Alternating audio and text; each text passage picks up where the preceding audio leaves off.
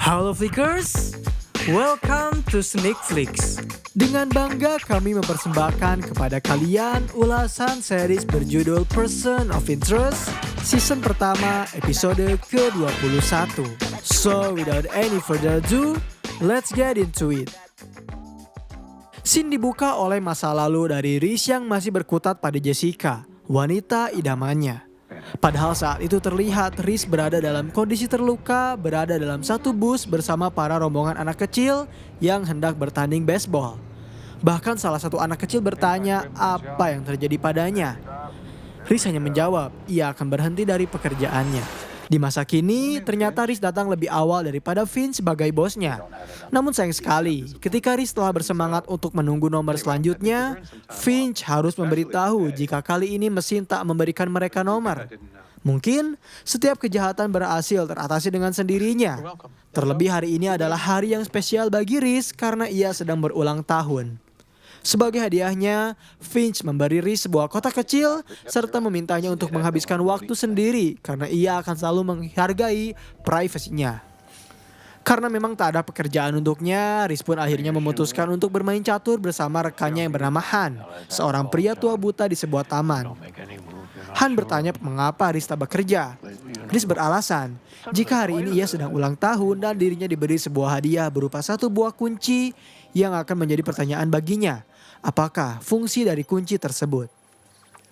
Di satu sisi, ketika Carter baru saja tiba di kantornya, ia dihampiri oleh Donnelly yang mengajak Carter untuk bergabung ke dalam penyelidikannya terhadap sebuah kasus mengenai penyelundupan narkoba.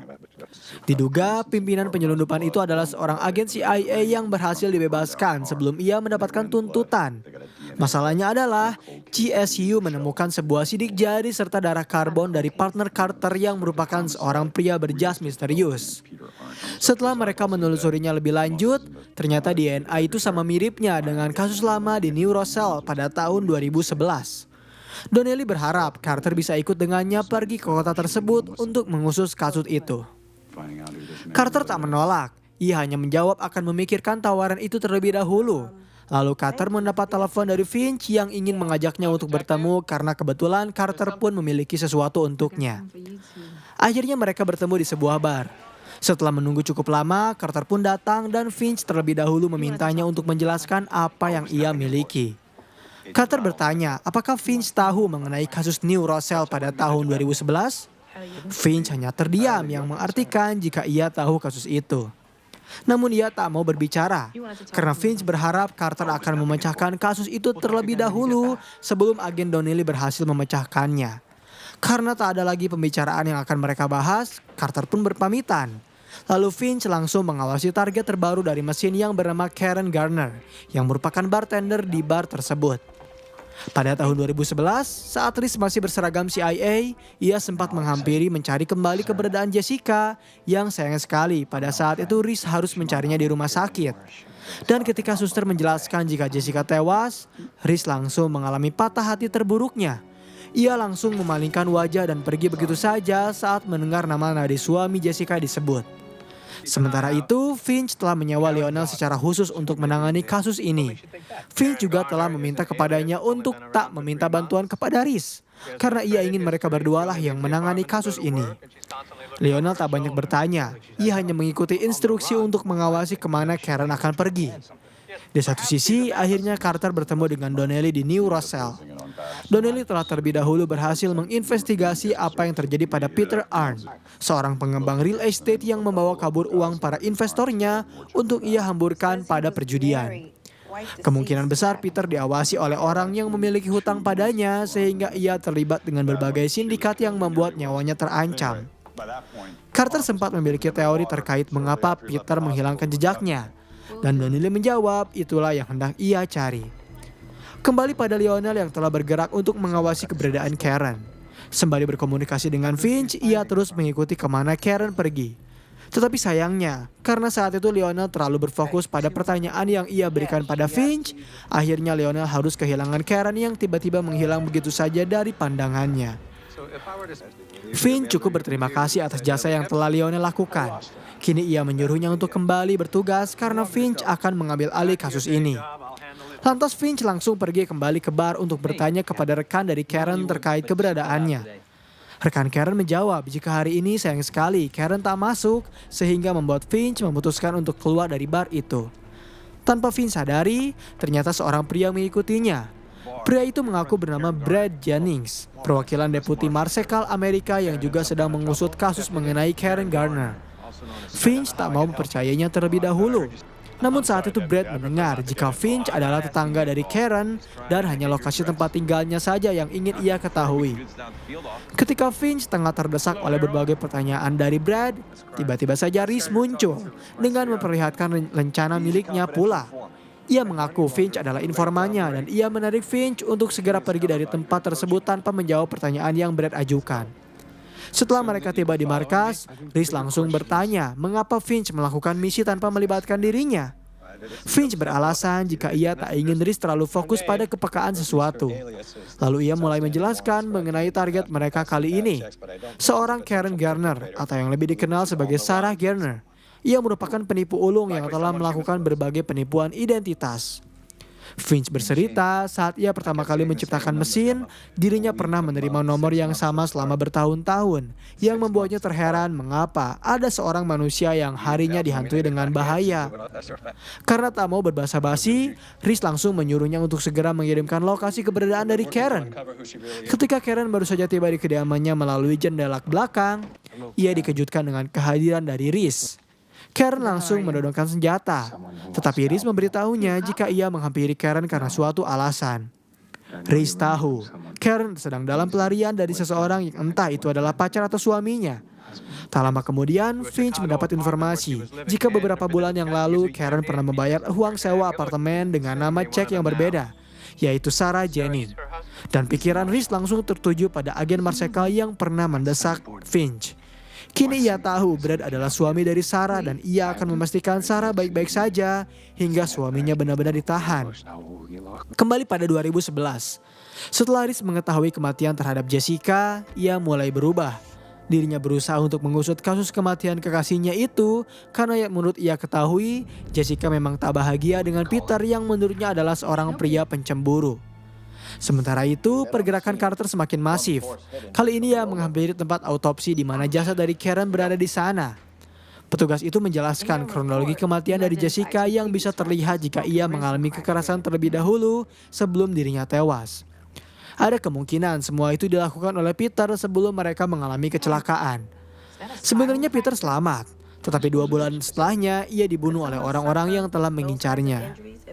Tak lama kemudian, Carter mendapat telepon dari Donnelly yang memberitahu jika ia berhasil menemukan alamat keberadaan dari menantu Peter. Sementara itu, Finch memberitahu Reese jika ternyata Brad adalah orang yang problematik.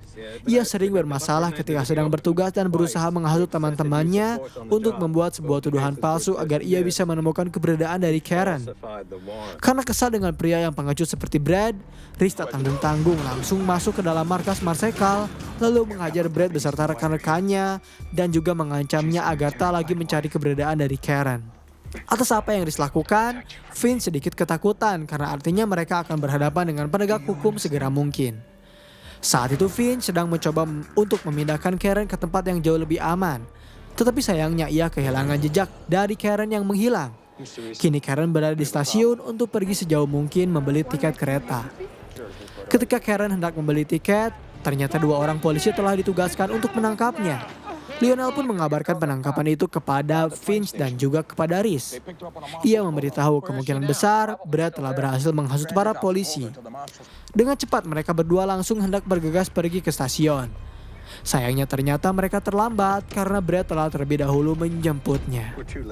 Tetapi Finch tak kehabisan akal. Ia langsung berusaha untuk masuk ke dalam jaringan mobil yang dikendarai oleh Brad, hingga mereka menemukan mobilnya yang hendak pergi keluar kota.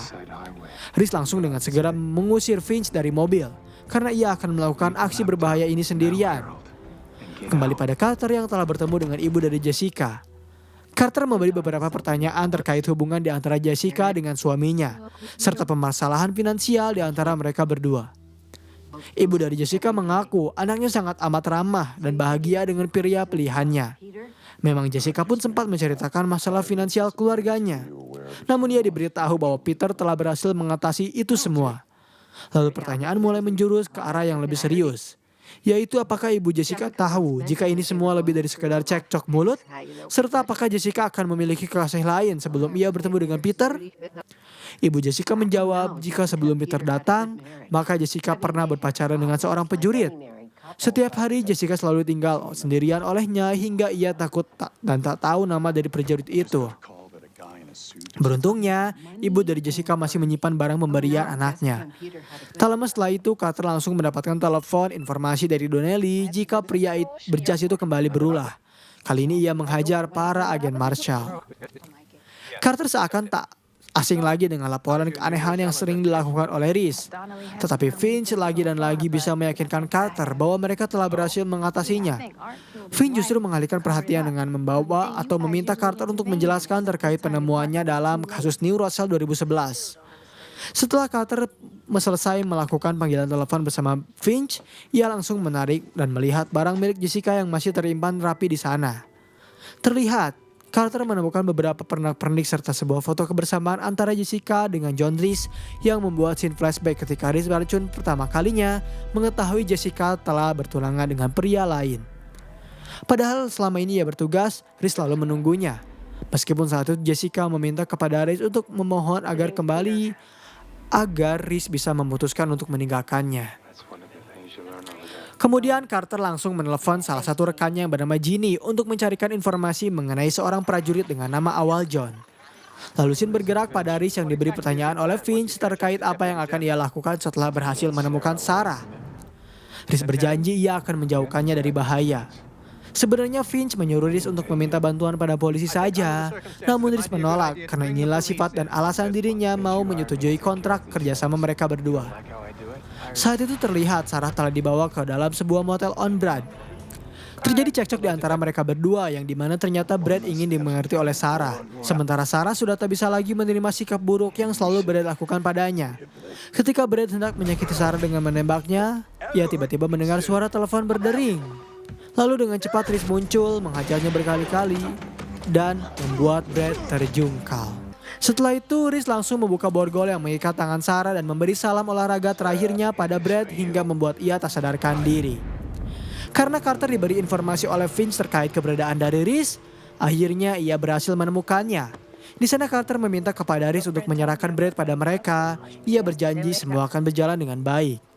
Tetapi Reese menolak karena ia tahu apabila Brad diberikan pada polisi, maka ia akan lolos dengan mudah. Reese meminta Carter untuk tetap tenang karena ia akan melakukan tugasnya dengan baik karena sesungguhnya ada sesuatu yang tak bisa para detektif lakukan. Kemudian scene flashback kembali pada Reese yang sedang melihat cuplikan video kemesraannya dengan Jessica.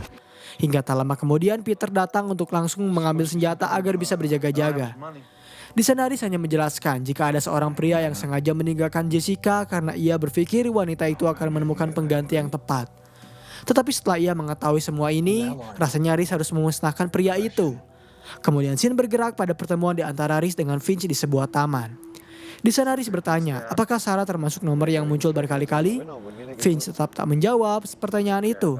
Ia ingin memperjelas jika kejadian di New York telah terjadi sebelum mereka berdua bekerja sama.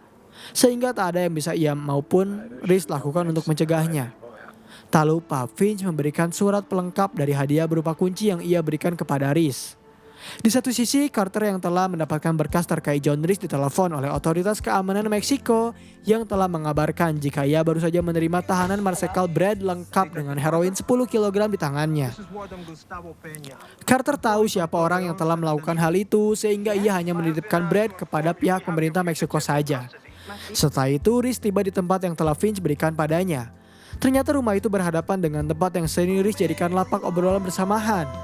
Dan scene terakhir di episode kali ini memperlihatkan Reese yang ketika mengetahui Jessica tewas, ternyata berpas-pasan dengan Finch yang justru sedang mengawasi Reese. Karena di dalam berkasnya, nyawa dari Reese, Jessica maupun Peter sedang dalam bahaya.